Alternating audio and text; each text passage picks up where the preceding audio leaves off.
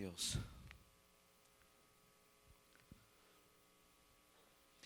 Yo no sé qué espere usted de este taller. Hace años di un seminario en Tequila, Jalisco, y lo di a la empresa de tequila, en Domecq, y ahí fue un seminario jueves, viernes y sábado, 3 días, y regularmente pongo láminas, hago mi presentación de objetivos del curso, etcétera, etcétera, y se me ocurrió preguntar, ¿qué espera del curso? Y una persona levanta la mano y dice, la clausura. Yo espero que no sea, así.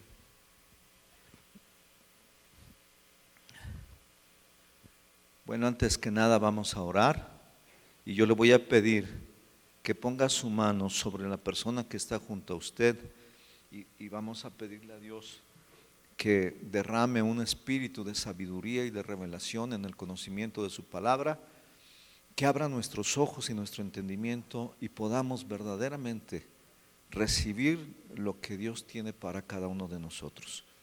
Y diga conmigo esta oración a Dios. Padre, te alabo, te bendigo. Gracias por el privilegio que me das de exaltar, de alabar, de bendecir tu nombre. El anhelo de mi corazón es que tu nombre sea santificado. Que venga tu reino al corazón de la persona que está junto a mí. Que venga tu reino a su vida, a su casa, a su trabajo. Que venga tu reino, Señor, y se haga tu voluntad en esta persona, como se hace tu voluntad en los cielos. Que se haga tu voluntad en nuestra vida. Que se haga tu voluntad en nuestra casa, en nuestra familia. Que tú te levantes con poder, con autoridad, como un poderoso gigante y gobiernes nuestras vidas en el nombre precioso de Jesús. Padre, derrama un espíritu de sabiduría y de revelación en el conocimiento de tu palabra. Abre nuestros ojos y nuestro entendimiento y que quede grabada cada enseñanza que tú quieres darnos a través de este taller. Te lo pedimos en el nombre precioso de tu amado Hijo Jesucristo. Bueno, pues este es un taller de oración y yo quiero que usted pueda ver la diferencia que hay entre un seminario y un taller, porque a veces pensamos que es lo mismo, ¿no? El que se para al frente habla y habla y habla y habla y habla y no deja de hablar, y yo soy de esos. Yo empiezo a hablar y a ver cuándo termino. Mi hijo me está tomando el tiempo. Este taller de oración tiene un objetivo. Nuestro objetivo es que durante el taller los asistentes identifiquen los principios bíblicos de la oración para que puedan orar de forma eficaz y vean la respuesta a sus oraciones a través de poner en práctica los principios que vamos a ver durante este taller. Mire, la verdad es que cuando nosotros citamos a una reunión de oración, decimos el sábado en la mañana va a haber una reunión de oración, o el viernes en la tarde va a haber una reunión de oración, es la menos concurrida. Como que tenemos alergia a la oración, pero la verdad es que no vemos respuestas. Si nosotros hiciéramos una encuesta y dijéramos de 100 peticiones que usted ha hecho a Dios, ¿cuántas ha visto respondidas? A lo mejor habría quien dijera, no, pues ni una, ¿no? Entonces necesitamos aprender a orar de manera eficaz ¿Ha oído usted eso de que dice la oración del justo puede mucho? Pues es una vil mentira. ¿Por qué no dice la oración del justo puede mucho? Dice la oración eficaz. No es la oración del justo. Yo conozco muchos justos que oran y nunca ven nada. Es la oración eficaz del justo. Es la que puede mucho. Entonces, ¿qué tenemos que hacer en un taller? Pues enseñar a orar eficazmente. ¿Para qué? Para que usted vea respuestas a sus oraciones. Quiero hacerles una pregunta. Si el Señor les dijera, a ver, hazme una petición, pero nada más una, ¿qué petición le haría usted al Señor? Porque si le digo, a ver, ¿qué peticiones va a agarrar? Y lléname, y dame, y retácame, y bendíceme, y cuídame, y protégeme, y prospérame. Pero si Dios le dijera una, ¿cuál elegiría? Bueno, esa petición anótemela en su cuaderno de notas, una sola. Porque lo que buscamos es ver respuestas a nuestras oraciones. Anote cuál sería esa petición que usted le haría al Señor.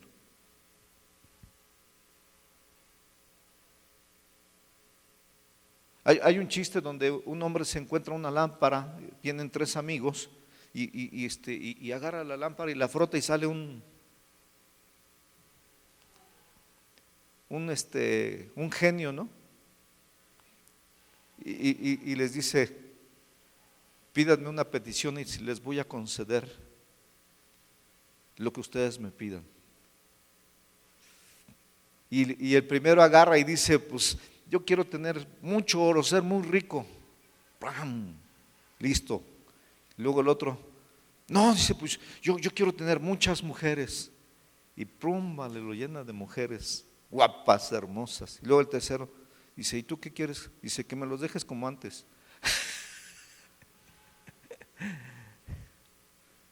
Una petición, ¿qué le haría? ¿Ya la tiene? No me la diga, nada más escríbala. Porque ¿sabe qué? Queremos que usted vea respuesta a esa oración. Si oramos y oramos y oramos y no vemos respuestas, mire, por eso no venimos a las reuniones de oración, porque no vemos respuesta. Entonces aquí vamos a ver por qué no vemos respuestas y vamos a ver cómo podemos ver respuestas a nuestras oraciones. ¿No es cierto? ¿No le entusiasma esto? Mire, yo estoy expectante, porque de verdad que yo creo que Dios quiere hacer cosas nuevas. ¿Qué es un taller? Un taller es un lugar, pero también puede ser un tiempo en el cual aprendemos a usar instrumentos, herramientas o principios para hacer algo de la forma correcta. Si usted va a un taller de carpintería, le enseñan cómo agarrar una sierra, porque si no aprende se corta los dedos. Cómo usar un formón, un cepillo. ¿No es cierto? Y el maestro está ahí viendo y dice, no, a ver, no, así te vas a matar, no, esto se hace así y te enseña. ¿Por qué? Porque ese es el propósito del taller, enseñar y ver que la persona aprenda. En un seminario el conferencista habla y habla y habla y salimos, no hombre, estuvo tremendo. Y de ahí nos salimos. No hubieras venido, estuvo tremendo. La unción. Y mire, yo ya no me trago eso. Necesitamos hacer nuestra cada enseñanza y ponerla en práctica y ver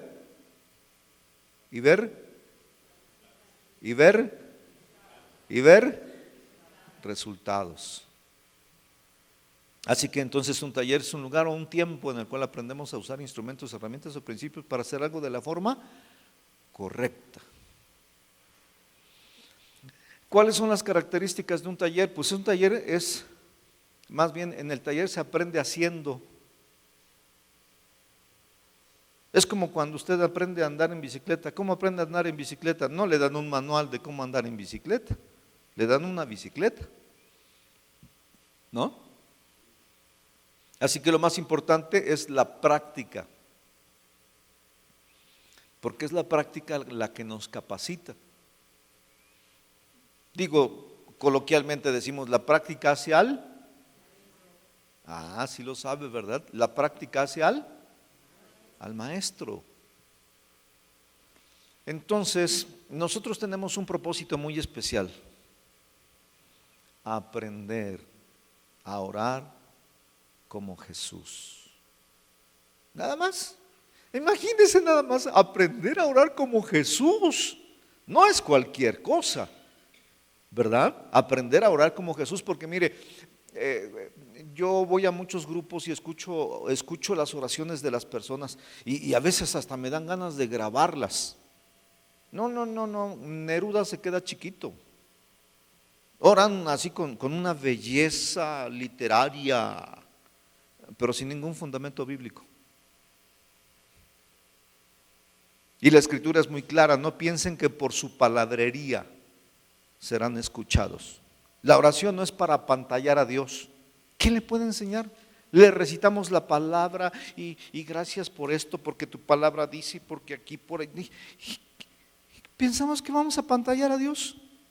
No, Dios no nos va a contestar por nuestra palabrería. Porque a veces, más que orar, como que presumimos que sepan que yo sí soy bíblico. No se trata de eso. No se trata de eso. No tenemos a qué apantallar a nadie, menos a Dios. Tenemos que aprender a orar como Jesús. ¿Se imagina cómo oraba Jesús? ¿Se imagina usted pidiéndole: y prospérame, y lléname, y dame, y retácame, y bendíceme? ¿Se lo imagina así? Yo no. Pero ¿y nosotros? Nosotros sí, ¿verdad? Entonces, nuestro propósito es aprender a orar como Jesús. Fíjese, por ejemplo, en Juan 11, verso 1, después de haber orado, uno de los discípulos se atrevió a decirle a Jesús: enséñanos a orar. Ahora cheque, todos los discípulos eran judíos. Todos los discípulos eran judíos.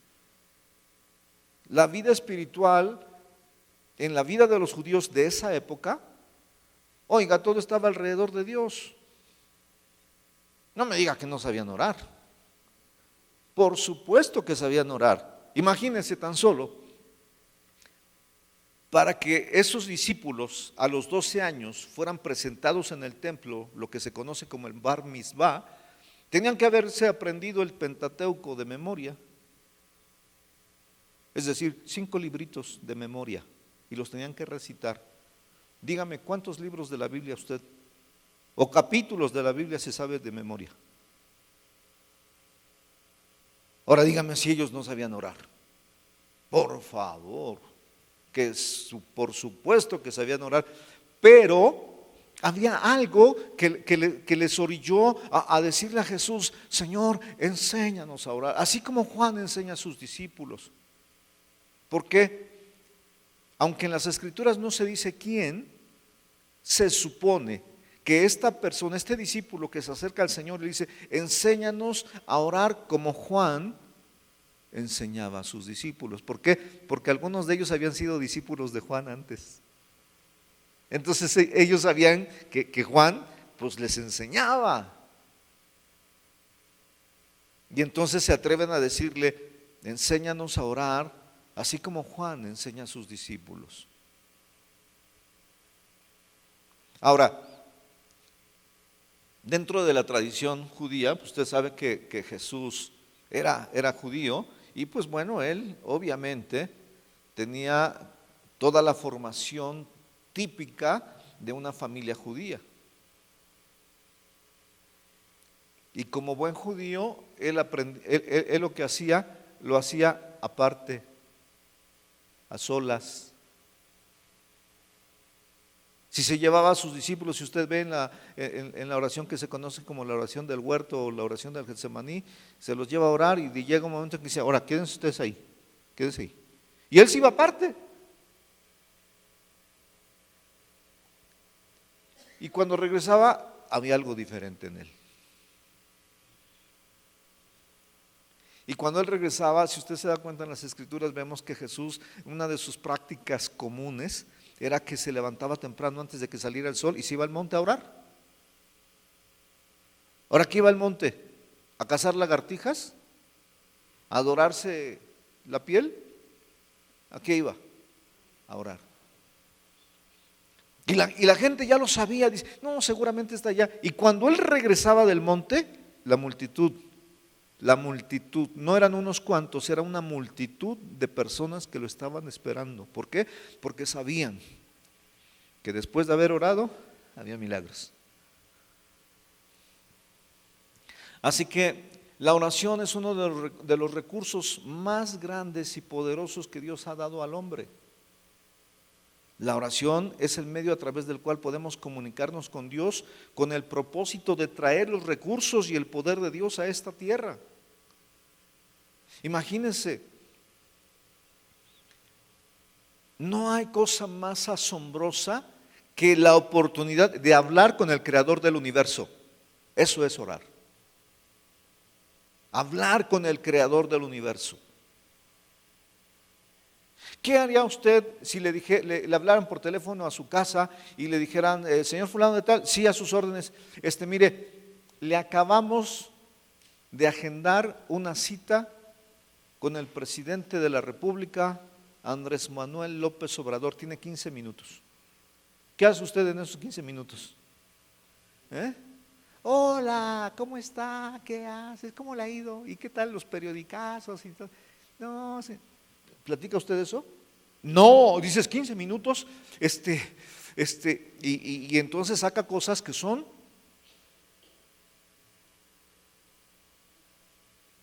¿de qué habla? De cosas importantes, no habla de trivialidades, sino habla de cosas importantes. Entonces nosotros tenemos que entender que cuando oramos, pues no tenemos que darle la lista del mandado, ¿no? Y dame, y lléname, y me voy a ir de vacaciones, Señor, ahí te encargo la casa, que no entren los rateros, me estacioné y no sé si se puede, pero ahí me lo cuidas. Oiga, pues si no es un mandadero, ¿no? Entonces nosotros tenemos que entender que, mire, yo estoy totalmente convencido que todo lo que verdaderamente vale la pena, Satanás lo pervierte. Las cosas que Dios ha hecho, Satanás las pervierte. Y aunque a veces la gente no se da cuenta, una de las cosas que ha pervertido es la oración. Porque si usted ve en todas las religiones del mundo, dicen que hay más de 40,000. En todas las religiones del mundo se ora. Y en muchas de ellas se ora obligatoriamente 3 veces al día. Entonces, ¿qué es lo que sucede? Que Satanás hábilmente nos ha hecho creer que la oración debe de ser obligatoria. ¡Yujú! ¿Usted respira por obligación o por necesidad?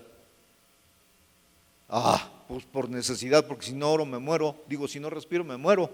Así debiera de ser la oración, no una obligación.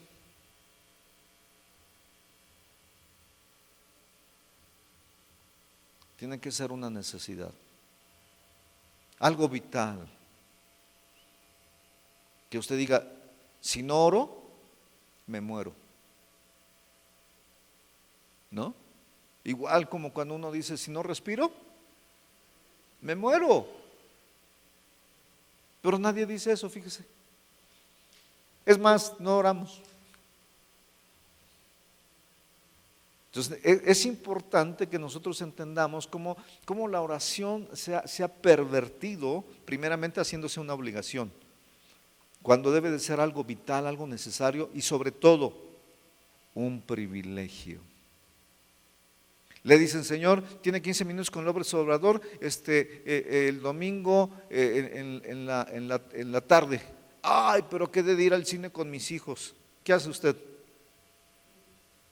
Cancela todo, dice, esto es más importante. Bueno, ¿por qué no cancelamos todas las cosas para orar? Ay, no, es que tengo que salir muy temprano de casa y ya no me da tiempo de orar. Pues párese más temprano, ¿no? Mira, a mí me da tristeza ver cómo la gente se mata trabajando y no prosperan. Si dejáramos de trabajar una hora, y esa hora la dedicáramos a orar de corazón y eficazmente, mire, los negocios nos sobran. ¿Pero qué hacemos? No lo creemos, porque si lo creyéramos lo haríamos. No lo creemos. Y ay, por eso es que vemos tanta gente que invierte la mitad de su vida en hacer dinero y la otra mitad de la vida la gasta el dinero que ganó para tratar de recuperar la salud que perdió trabajando. Absurdo, ¿no? Absurdo. Nosotros tenemos que entender que la oración se ha pervertido tanto bueno, yo no sé si a usted le ha tocado, pero yo he ido a lugares donde de repente la persona empieza a orar de una manera muy rara. Y, oh Señor, aleluya, aleluya Señor, oh Dios del universo, te adoramos Señor, te adoramos. Y nos cambia la voz. ¿Se imagina que mi hijo cuando estaba pequeño hubiera llegado, oh papito hermoso, papito, oh papá, quiero pedirte un gran favor, papá, cómprame unas papas fritas, papá? Lo corro de la casa por religioso. ¿No? ¿O usted se queda con un religioso? Yo lo corro. Porque vemos que la gente es así y los nuevos vienen, nos escuchan orar mal y siguen las malas costumbres. Entonces es tiempo de volver a nuestras raíces, y nuestra raíz es Jesús. Aprender cómo Jesús oraba. La oración es más importante que cualquier ministerio o cualquier servicio, es más importante que echar fuera demonios, es más importante que orar por los enfermos, es más importante que cualquier milagro. Orar es más importante que sus negocios. Dicho en otras palabras, orar es más importante que trabajar. ¿Cuánta gente no va a una reunión de oración porque dice, no, es que estoy trabajando?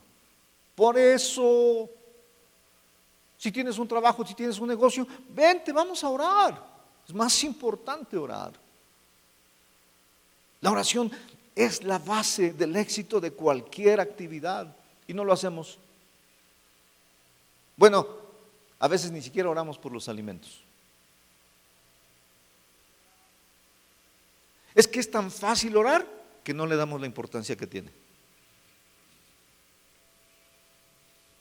Orar es más importante que cualquier cosa. Hay gente que dice, no, es que sabes que yo tengo muchas responsabilidades y entro muy temprano y salgo muy tarde.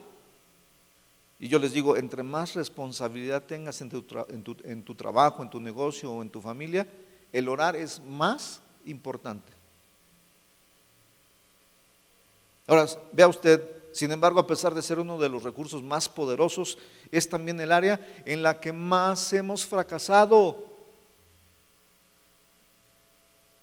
Vea usted, en todas las congregaciones se cita a orar y es la reunión menos concurrida.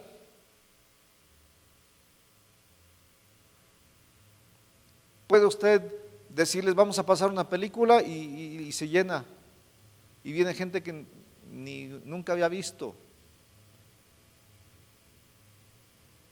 Pero dice, vamos a orar y no viene nadie, ni los de casa. Y eso es una tristeza, que ni siquiera los de casa vienen. No es regaño, así hablo.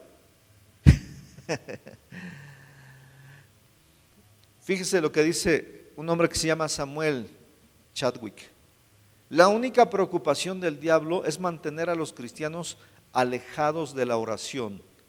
Él no le teme a los estudios bíblicos, a las obras o a la relación con Dios sin oración.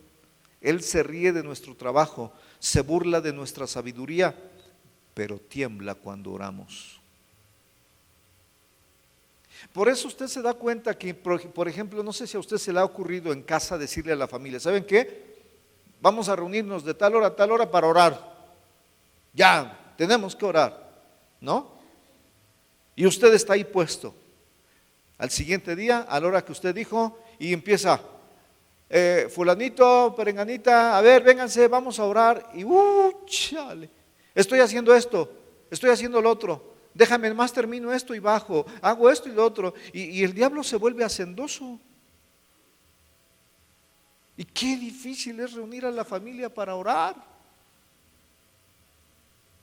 En cambio, dígales, ya empezó la película, ya empezó, córrele, y ¡prum! Vale, todos corren a la película. Ponle en pausa, ahorita voy. ¡Yujú! ¿O no es así? Digo, a lo mejor en su casa no es, en la mía sí. ¿No es cierto? Cómo nos cuesta reunirnos para orar. Y en muchos hogares ya ni siquiera lo dicen porque se enojan. Es una tristeza. Él se ríe de nuestro trabajo, se burla de nuestra sabiduría, pero Satanás tiembla cuando oramos. Tiembla cuando oramos. ¿Qué tendríamos que hacer? Pues orar más, hasta que le dé Alzheimer, ¿no? Hay otro señor, A.J. Gordon, dice, puedes hacer algo más después de haber orado, pero no puedes hacer nada sin antes haber orado. Leon Ravenhill, que es un hombre que, bueno, ya tiene años que falleció este hombre, pero dejó mucha enseñanza en relación a la oración y a los avivamientos. La oración es nuestra arma más poderosa, pero no sabemos cómo usarla. Es la que mayor aversión nos produce. Hacemos de todo por los inconversos, menos lo que Dios quiere que hagamos: orar. Orar.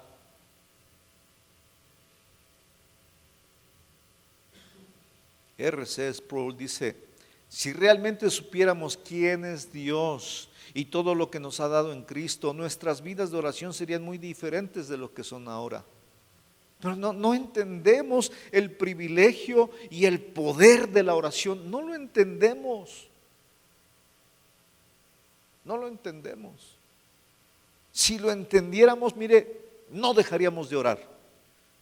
Estaríamos constantemente. ¿Por qué? Porque dice, orando va a cambiar mi esposo, va a cambiar mi esposa, va a cambiar mis hijos, va a cambiar mi familia, va a cambiar el gobierno, va a cambiar esto, va a cambiar mi colonia, va a cambiar esto, y no dejaríamos de orar si entendiéramos el poder de la oración.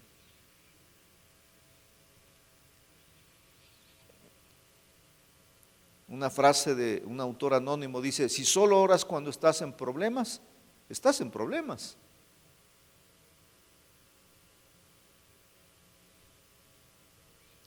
Oswald Chambers dijo: debemos orar con nuestros ojos en Dios, no en las dificultades. ¿Sabe qué? A veces oramos cuando tenemos problemas. Haga de cuenta que es el problema, la adversidad, la que nos motiva a orar, no el amor a Dios. No es el amor a Dios lo que nos lleva a orar, es la necesidad. ¿Cuántos padres de familia tienen por allá un hijo que solamente se acerca cuando necesita algo? ¿No? Ya se casó, tiene su familia, ya es grandecito el hombre, pero va cuando necesita algo. Y el padre de familia dice, ahí viene, a ver ahora qué quiere. A ver ahora qué. Interesado.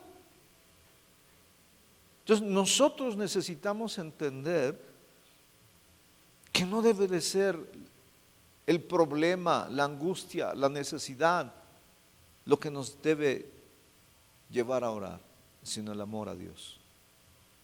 Nada más oramos cuando tenemos problemas. Ay, entonces sí. Leonard Ravenhill otra vez dice, el secreto de la oración es orar en secreto. Sencillito, ¿no? El secreto de la oración es orar en secreto. Y por ahí hay un hombre que se llama José Luis Hernández que dijo, un creyente que no sabe orar es como un pájaro que no sabe volar. Usted ve un pajarito que no puede volar, ¡ay, pobrecito! ¿Qué despierta en usted? Lástima. ¿Lástima qué dice qué? ¿Lástima qué? Se me olvidó. Es que había un programa, ¿no?, de televisión que decía lástima. Lástima, Margarito.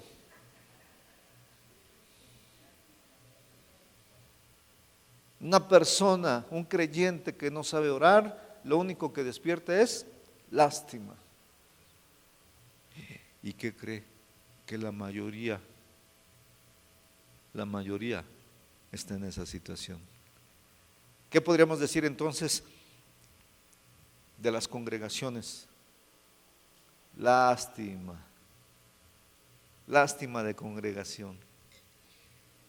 Qué tristeza, qué tristeza. El propósito de este taller es cambiar.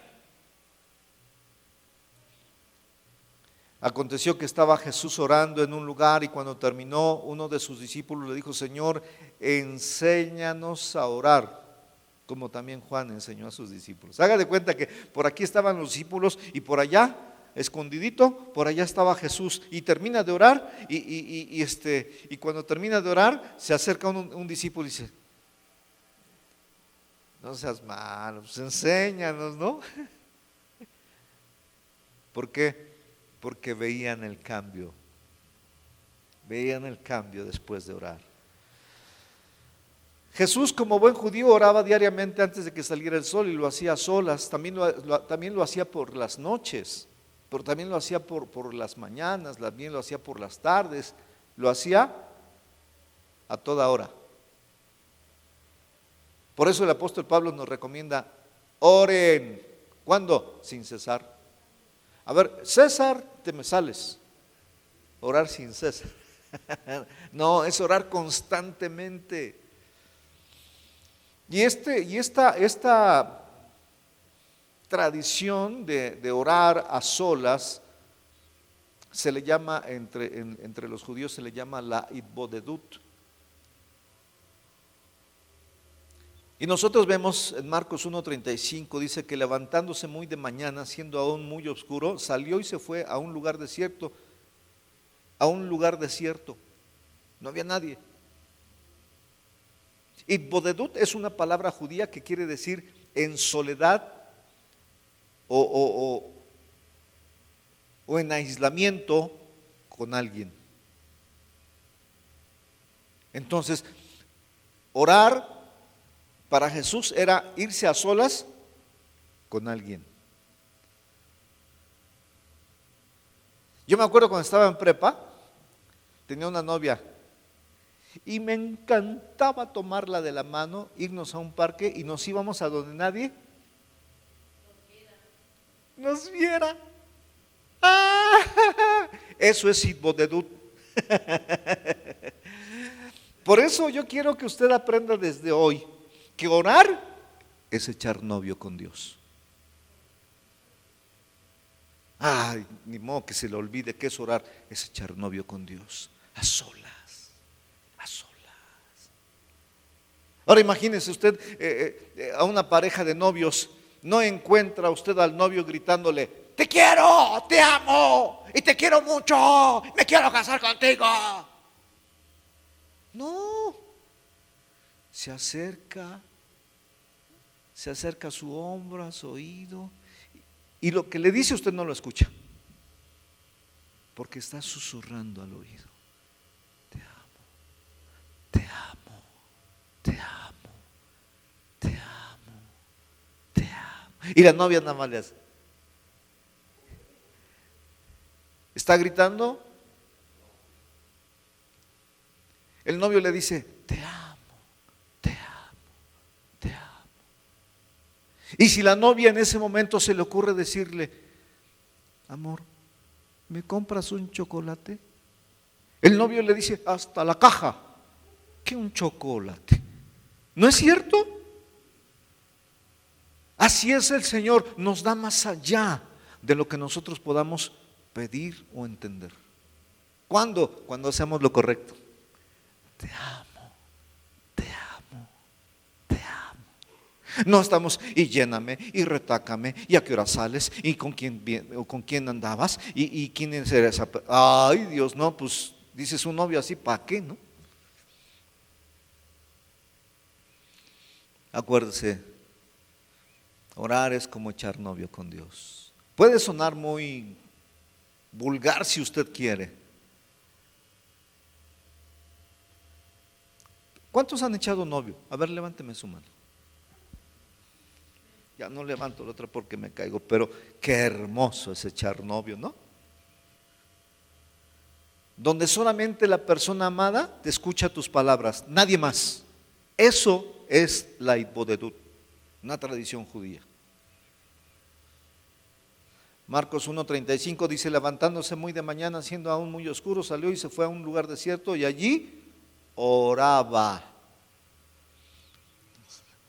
Así que esta palabra de hitbodedut es traducida como aislamiento, es estar a solas con alguien más. Es como cuando usted se va de luna de miel, ¿no? ¿Cuántos se llevaron a sus cuates y a sus amigos en su luna de miel?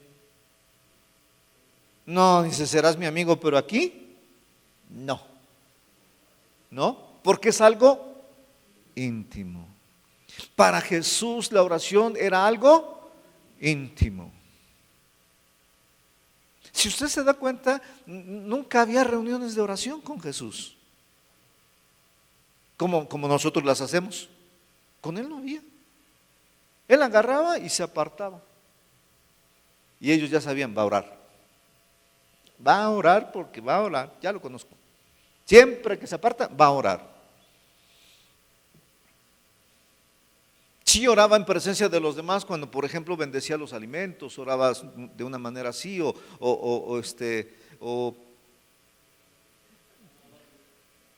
se acercaba con algún enfermo, algún necesitado, o cuando algún amigo se le había muerto, ¿no? Imagínense las oraciones tan largas de Jesús para resucitar a un muerto. Lázaro, sal fuera, y salía, ¿no? O para calmar una tormenta: enmudece. No, hombre, qué oraciones tan largas.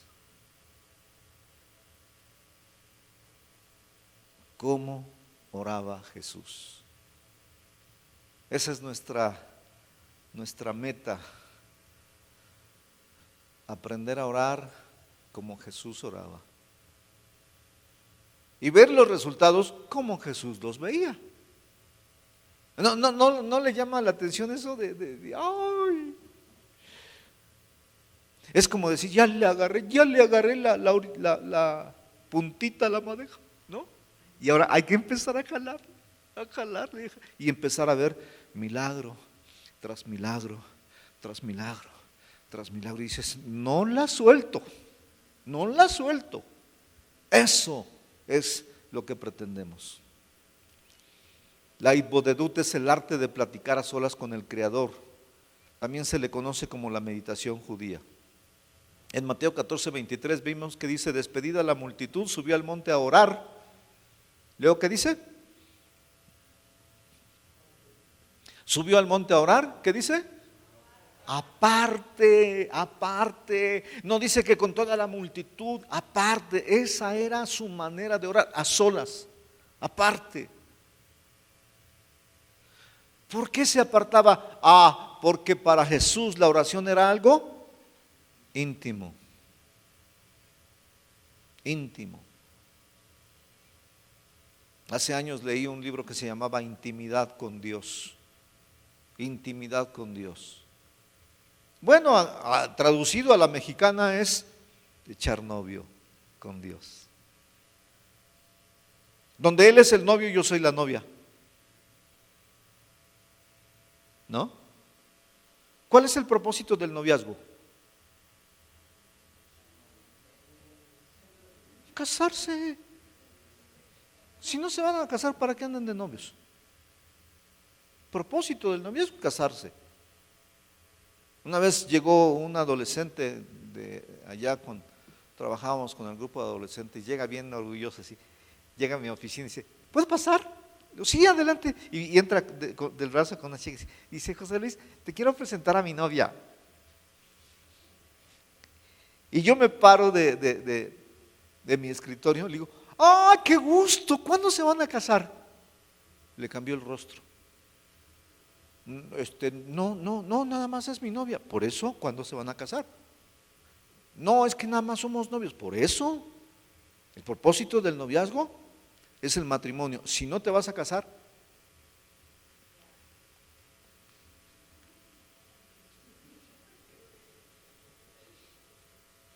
¿no?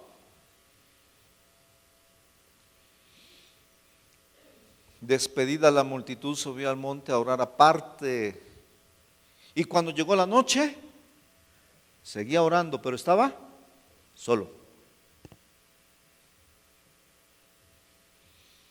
Mateo 6:6, por eso decía uno de los principios que el Señor enseñaba, mas tú cuando ores, entra en tu aposento y cerrada la puerta, ora a tu Padre que está en.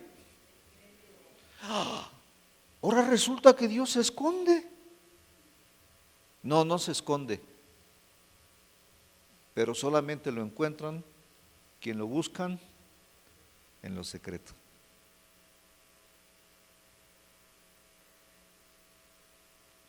Hace años yo escuché de alguien, dijo, Dios no es de multitudes, es personal. Es personal. Entonces nosotros tenemos que entender, el Señor, nuestro Padre, está en lo secreto y Él desea que vayamos en bola. No, en lo secreto. ¿Por qué? Porque orar es algo íntimo, íntimo, íntimo. Dice entonces, dice, cerrada la puerta, ora a tu Padre que está en secreto y tu Padre que ve en lo secreto te recompensará en público. Y eso es lo que hacía Jesús. Se iba a solas y encontraba, tenía un encuentro a solas, secreto con el Creador. Y después el Señor lo recompensaba en público. Cuando Él bajaba del monte ya había una multitud y habían ciegos y leprosos y cojos y mancos y esto y lo otro, y todos eran sanados. ¿Por qué? Porque había cumplido con esto. Dice, y tu Padre que ve en lo secreto te recompensará en público. Lucas 22, 40 y 41 dice, cuando llegó a aquel lugar les dijo, oren para que no entren en tentación. Y Él se apartó de ellos. Otra vez vemos que Jesús se aparta a distancia como de un tiro de piedra. Imagínense un tiro de piedra. Y se iba como 50 metros o 30 metros. Y si usted se va allá donde está la cafetera y usted empieza ahí a orar en voz baja, ¿usted cree que yo lo voy a oír aquí? Por eso los discípulos decían, ¿cómo estará orando? No es que no supieran orar, sino que ellos querían aprender cómo oras tú, Señor. Enséñanos a orar. Porque lo que ellos querían es aprender a orar como Jesús. Ese es el propósito de este taller. Aprender a orar como Jesús. Y Él se apartó de ellos a distancia como de un tiro de piedra y puesto de rodillas, oró. Oró. Yo nunca, bueno, hasta donde yo recuerdo, nunca he bajado mi cabeza ante nadie, solamente ante Él. Es el único donde sí he doblado mi rodilla. Me corrieron de algunos trabajos porque nunca doblé mi rodilla, nunca bajé la cara. Y me decían, ¿qué te sientes? ¿Qué? Nunca.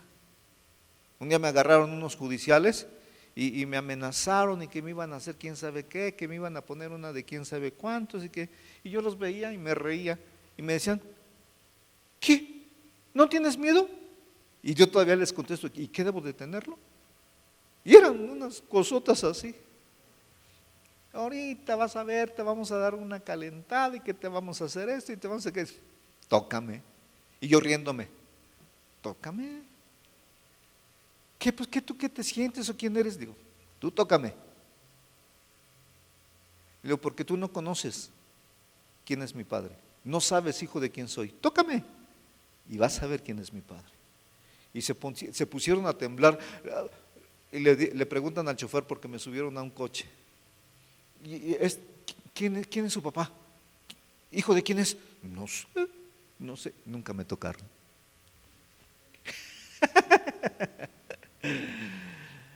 Ay, se arrodilló y oró. ¿Cómo oraba Jesús? ¿Cómo oraba Jesús? En este taller vamos a ver algunas cosas de cómo oraba Jesús, pero fíjese, algo que yo he aprendido es identificar cómo no oraba Jesús.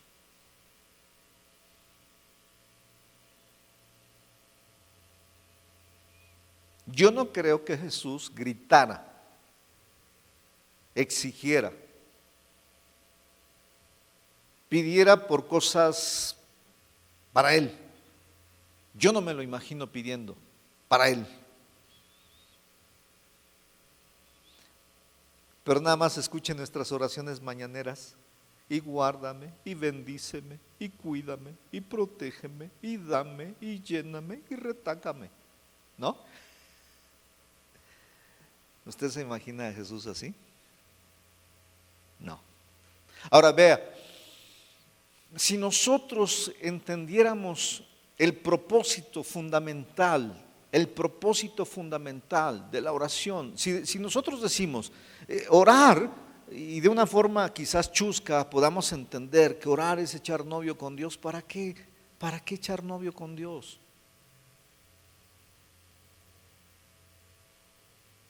Pues para tener intimidad. Entonces, el propósito de la oración no es pedir. El propósito de la oración es tener comunión con Dios. Anótelo con mayúsculas y subráyelo. El propósito de orar es tener comunión con Dios. No es pedirle por la suegra o que nos cuide el coche o la casa o que nos sane o que nos prospere. No, eso viene como consecuencia de tener comunión con Dios.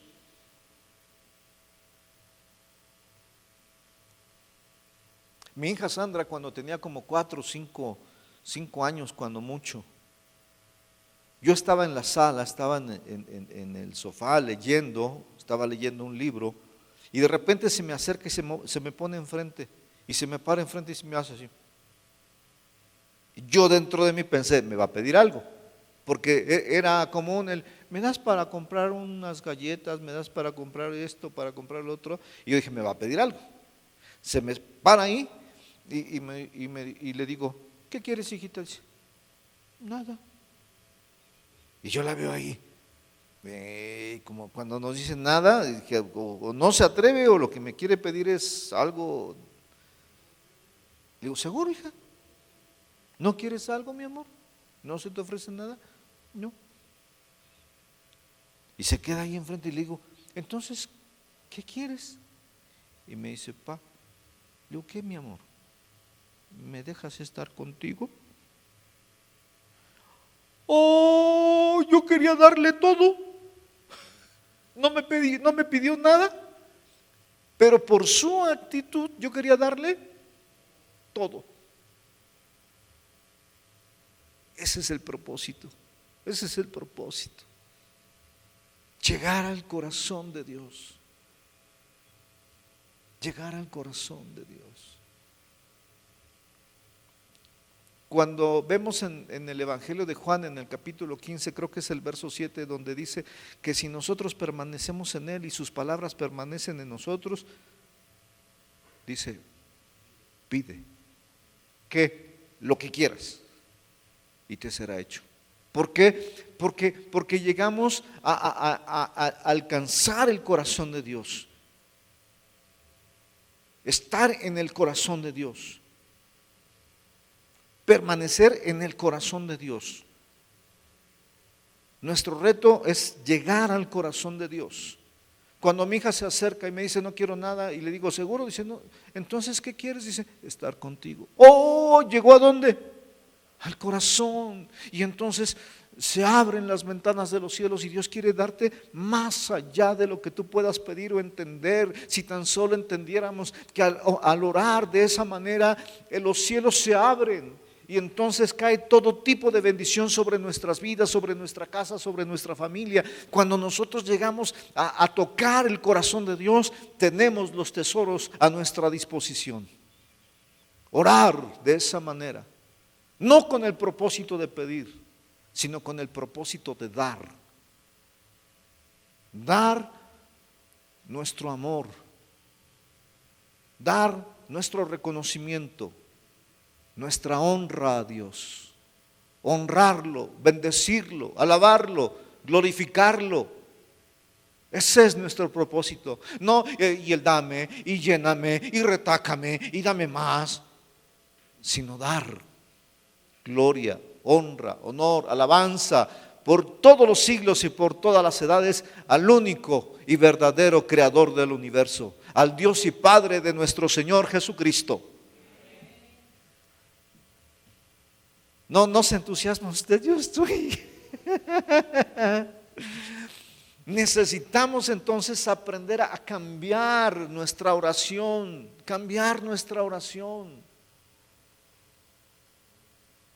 y que podamos entender que el propósito fundamental es tener comunión con Dios, A la mexicana, para que no se le olvide, es echar novio con Dios. Yo me acuerdo que en mis tiempos de noviazgo, que te decían, pero es que me dijeron mis papás que llegara temprano. Ah, pues te llevo temprano, ¿no? ¿A qué hora? A las 8. Ah, pues ahí estabas. Y ya llegábamos, ¿no? Y nos poníamos a platicar, ya son las 9. Ya te dejo. Y seguíamos platicando. Oye, ya van a dar las 10. Y seguíamos platicando y platicando. Y entonces si te veo mañana o cómo, ¿no? Y seguíamos platicando, ya son las 11. Y seguíamos platicando, ¿no? Y se nos iba el tiempo y dice, ya te van a regañar. Les dices que yo tuve la culpa. Y ya a la 1 de la mañana iba entrando, ¿no?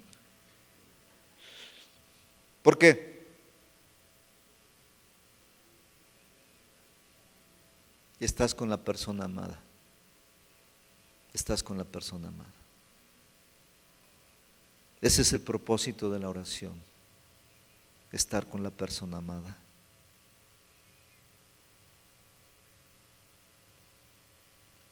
Usted se imagina a un novio, va a ver a la novia y le dice, ay, qué bueno que te encontré. Y la novia está. Y el novio le dice, fíjate que necesito que me compres esto, que me cuides aquello, que me des esto. A ver, espérate. Soy tu novia, no tu criada.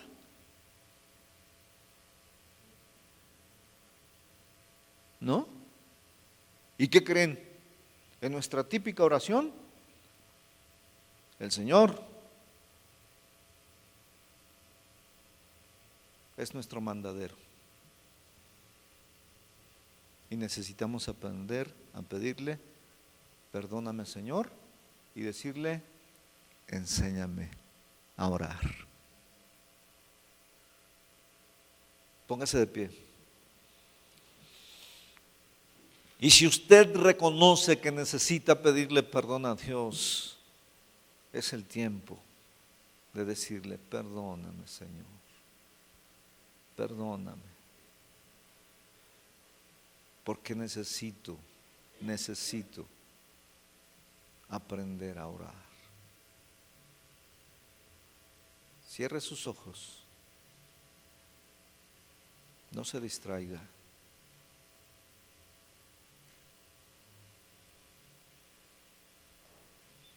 La palabra de Dios dice que donde dos o más se reúnen, aquí habemos más de dos, Él está presente. Y si le digo que cierre sus ojos, es para que esté más consciente de Él, de su presencia. Aun cuando usted no lo pueda ver, no lo pueda sentir, usted tiene que aprender a creer que Él, el creador del universo, el Rey de reyes y Señor de señores, nos ha dado el honor, el privilegio de estar ante su presencia. Él está aquí.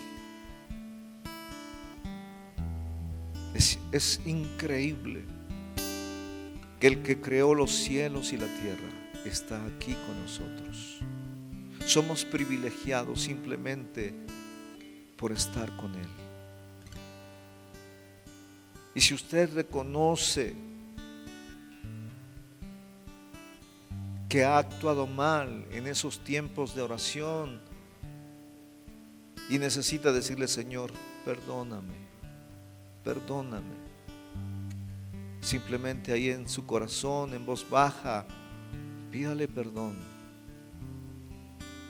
Y después de pedir perdón, dígale, Padre, ahora te suplico, te ruego, enséñame a orar.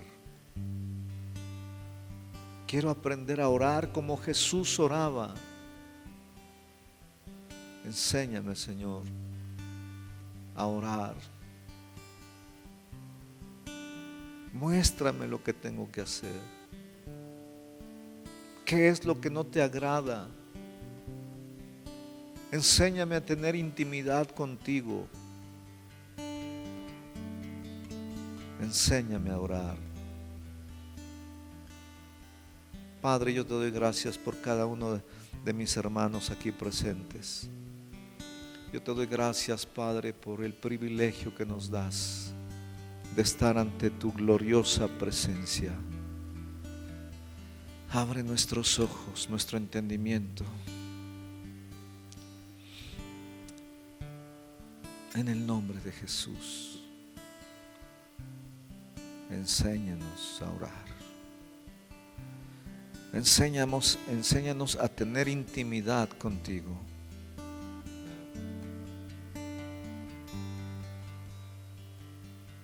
A tener comunión contigo a través de la oración. Hoy, Señor, no queremos pedirte más que eso. Enséñanos a orar como Jesús oraba. Porque anhelamos tener comunión contigo como Jesús tenía comunión contigo. Él decía que tú y Él eran uno, que tú estabas en Él y Él estaba en ti. Así, Señor, esa intimidad queremos tener contigo. Enséñanos a orar. Enséñanos, Padre. Y perdónanos Perdónanos, Señor, si no lo hemos hecho correctamente. En el nombre de Jesús. Amén. Tome su lugar. Aunque ya terminamos la enseñanza,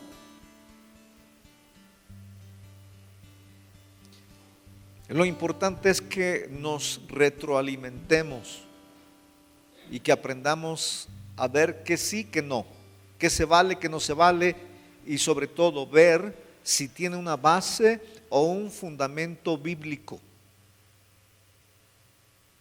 Porque mire, últimamente yo me he estado escuchando que mucha gente ora y declara, y yo decreto, y yo decreto, y yo decreto, y yo decreto, ¿no? Y yo digo, ¿y eso de dónde salió? ¿No? ¿Ha escuchado eso? ¿Sí? Yo dije, yo decreto, no será yo de concreto, porque parecemos piedras, ¿no? Entonces a veces escuchamos cosas y necesitamos saber qué sí, qué no. O yo hago pacto, y yo hago pacto, y ahora hasta hacemos pacto, ¿no? Y hasta lo cantamos. Cosas que no tienen nada que ver con Dios, y ahí estamos. ¿Usted sabe qué significa la cruz, por ejemplo? Ay, nadie sabe qué significa la cruz. Maldición. Es una maldición. Maldito aquel que es colgado en un madero. Por eso cuando Jesús estuvo en la cruz, ¿qué hizo Dios, el Padre? Le dio la espalda. Y ahora cantamos bendita cruz, preciosa cruz. ¿Y eso qué tiene que ver con la Biblia?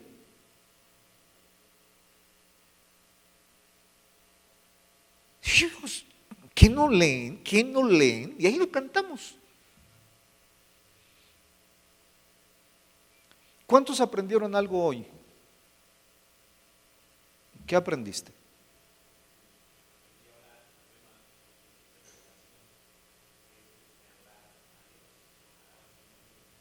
A ver, alguien más que me